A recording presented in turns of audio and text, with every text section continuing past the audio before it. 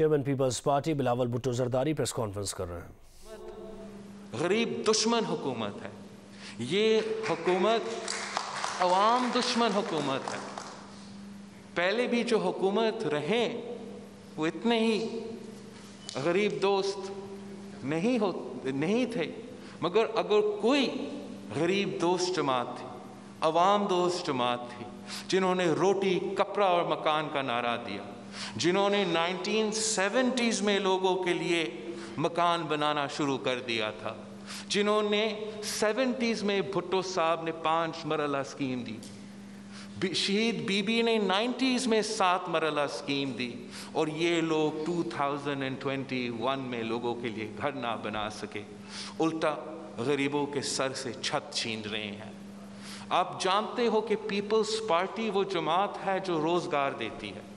آپ جانتے ہو کہ پیپلز پارٹی کی قیادت کے لیے شہید محترمہ بے نظیر بھٹو کے لیے عام تھی کہ بے نظیر آئے گی تو روزگار دے۔ پیپلز پارٹی کے ہر دور میں ہم نے اپنا ہی ریکارڈ سٹور کے تاریخی روزگار دلوایا تھا، اور یہ حکومت وعدہ کیا تھا 1 کروڑ نوکریوں کا، اور الٹا جن کے پاس روزگار موجود تھا ان سے بھی روزگار چھینا ہے۔ مجھے آپ کی مدد کی ضرورت ہے، مجھے آپ کی ساتھ کی ضرورت ہے۔ میں سمجھتا ہوں کہ پاکستان کے عوام اب زیادہ دیر نہیں انتظار کرتے ہیں، وہ اس حکومت سے، اس عذاب سے نجات چاہتے ہیں، اور اس جد و جہد میں آپ میرے سب سے تگڑے بازو ہوں گے، اور وہ اس لیے کہ آپ گراس روٹس کے نمائندے ہیں، اور پیپلز پارٹی گراس روٹس کی جماعت تھی، گراس روٹس کی جماعت ہے، اور گراس روٹس کی جماعت رہے گی۔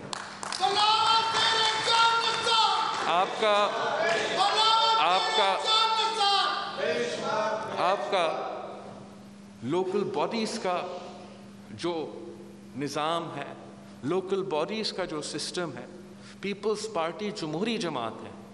پیپلز پارٹی نے ہمیشہ اختیار دیے ہیں، چھینے نہیں ہیں۔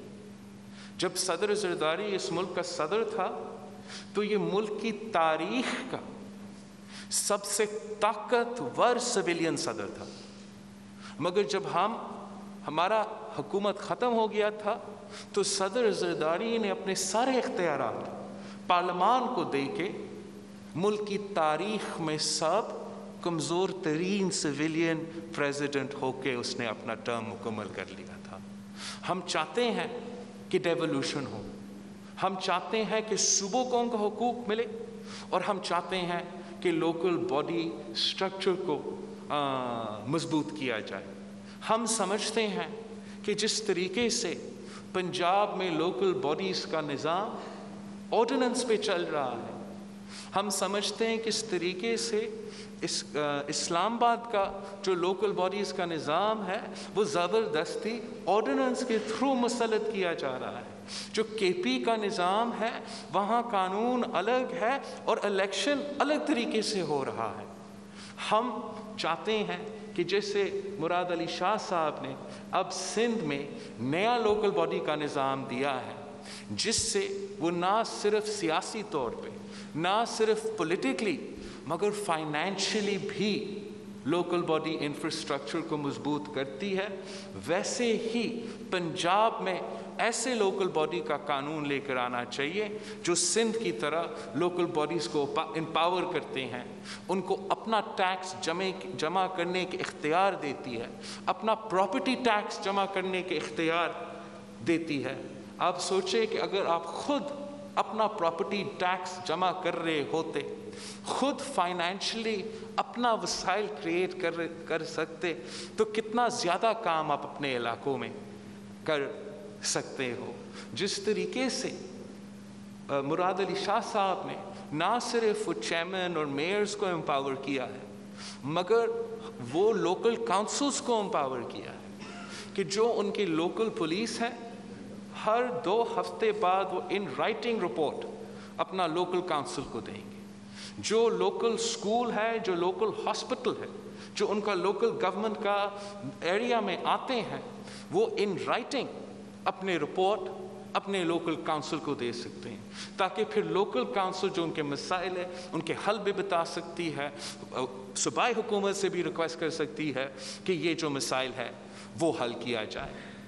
जिस तरीके से मैं हैरान हुआ हूँ कि पंजाब में जो वेस्ट कलेक्शन निज़ाम है वो सूबाई हुकूमत के साथ है, पास है। हमने पावर डिवॉल्व किया है या पावर शेयर किया है? जो सिंध का नया बल्दियाती निज़ाम है उसमें हमने जो वाटर बोर्ड का चेयरमैन होता है उसका को चेयरमैन मेयर को बना दिया है।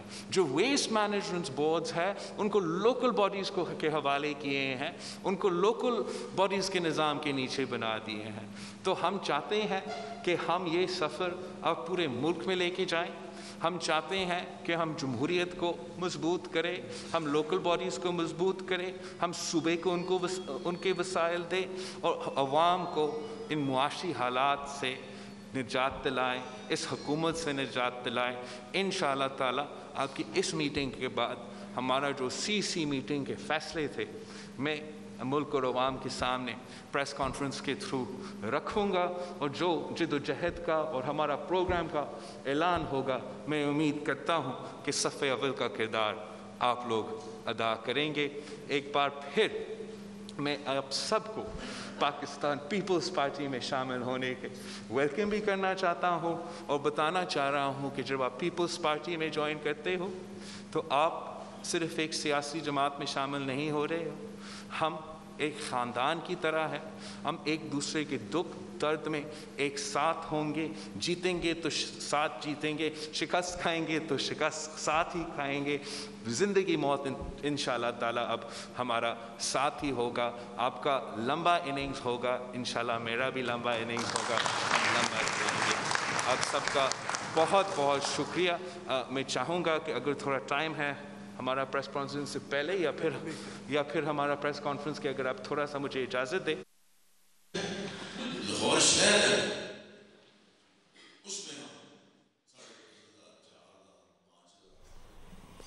Chairman peoples party Bilawal Bhutto Zardari news conference कर रहे हैं। बिलावल ने कहा कि पीपल्स पार्टी वो जमात है जो आवाम को रोज़गार देती है।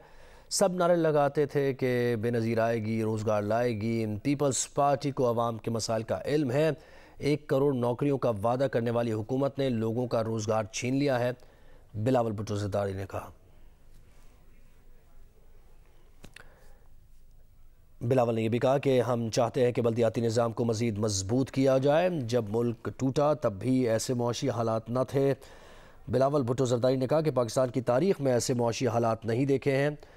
मौजूदा हुकूमत अवाम दुश्मन हुकूमत है। बिलावल भुट्टो जरदारी प्रेस कॉन्फ्रेंस कर रहे हैं और प्रेस कॉन्फ्रेंस के दौरान उन्होंने कहा कि पीपल्स पार्टी वो जमात है जो अवाम को रोज़गार देती है।